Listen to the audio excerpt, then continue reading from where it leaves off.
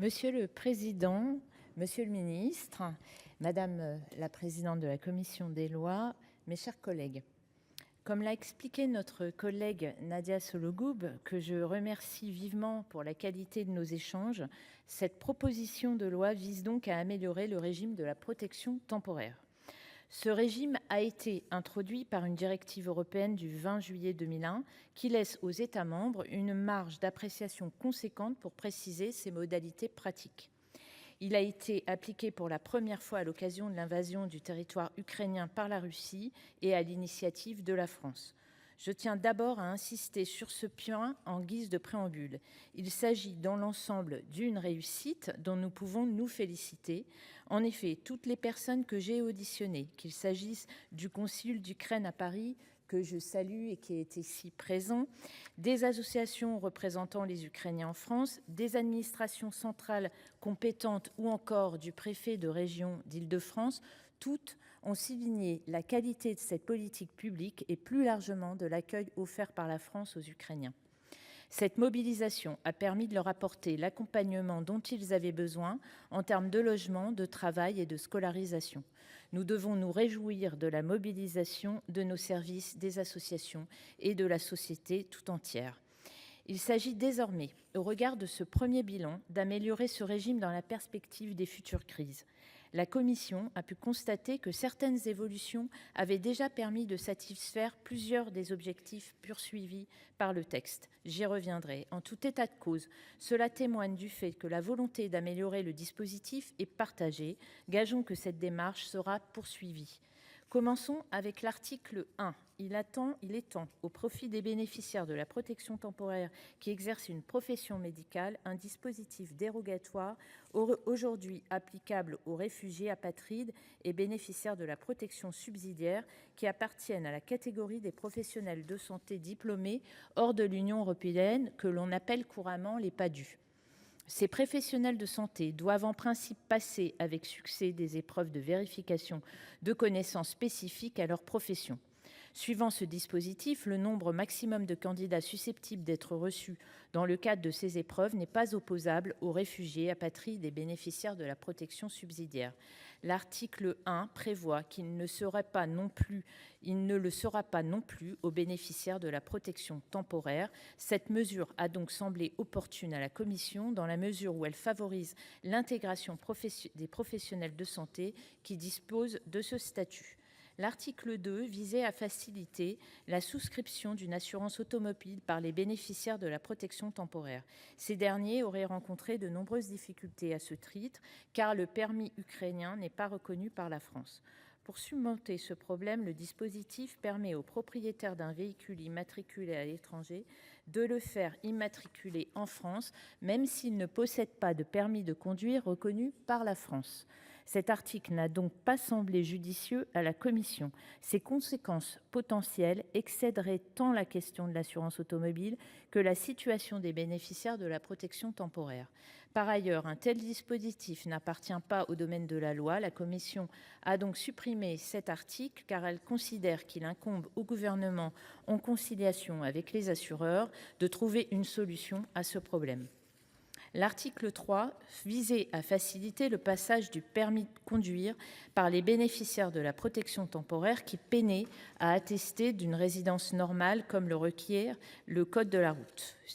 Si la Commission a évidemment accueilli favorablement son dispositif, puisque le permis de conduire est bien souvent un facteur conséquent d'intégration dans notre pays, où la circulation en voiture est généralement nécessaire pour obtenir un emploi, il apparaît que le droit actuel satisfait déjà l'objectif qu'il poursuit. En effet, l'arrêté du 10 février 2025 prévoit expressément que l'autorisation provisoire de séjour permet de justifier d'une résidence normale. La Commission a donc supprimé cet article. J'en viens désormais à l'article 4 qui constitue le dispositif central de cette proposition de loi et résulte d'un constat préoccupant. Les bénéficiaires de la protection temporaire sont de plus en plus nombreux à se détourner de ce dispositif au profit de régimes de l'asile. Les chiffres sont édifiants. Les Ukrainiens ont déposé près de 2000 demandes d'asile devant l'OFPRA en 2021, et en 2022. En 2023, ils en ont formulé 3 250. En 2024, plus de 12 000. Il s'agit donc presque d'une multiplication par 6 depuis 2021. Et cette tendance se poursuit. L'Ukraine, qui était le 10e pays de provenance des demandes d'asile en 2023 et le 2e en 2024 derrière l'Afghanistan, et est désormais le premier au premier trimestre de cette année. Notez bien, chers collègues, que ce phénomène constitue une exception à l'échelle de l'Union européenne. La France, qui est le dernier pays d'accueil de l'Union en proportion de sa population, reçoit la moitié des demandes d'asile formulées par des Ukrainiens au sein de l'Union européenne.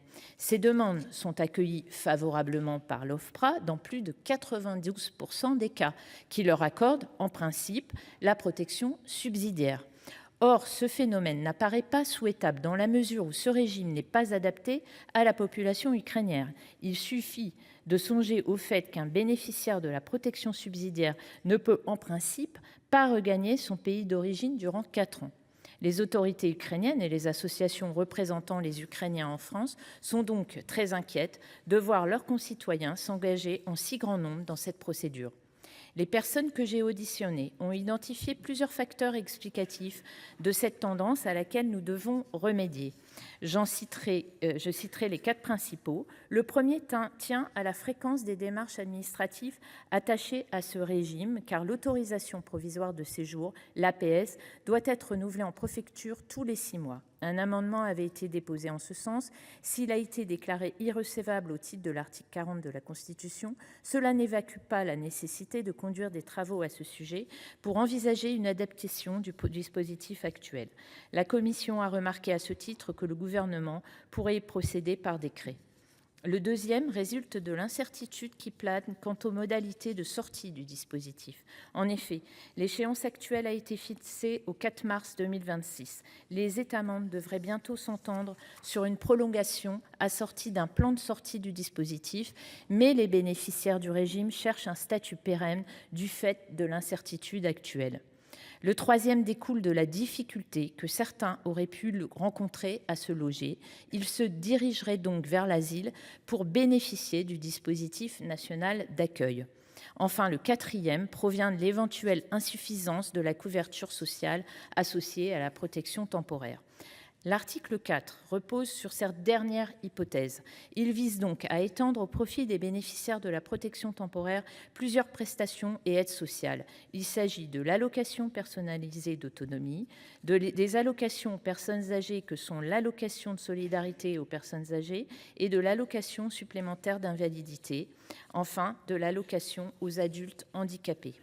La Commission vous propose d'étendre la couverture sociale garantie par ce régime, donc à l'APA, à l'ASPA, à l'ASI et à l'AAH.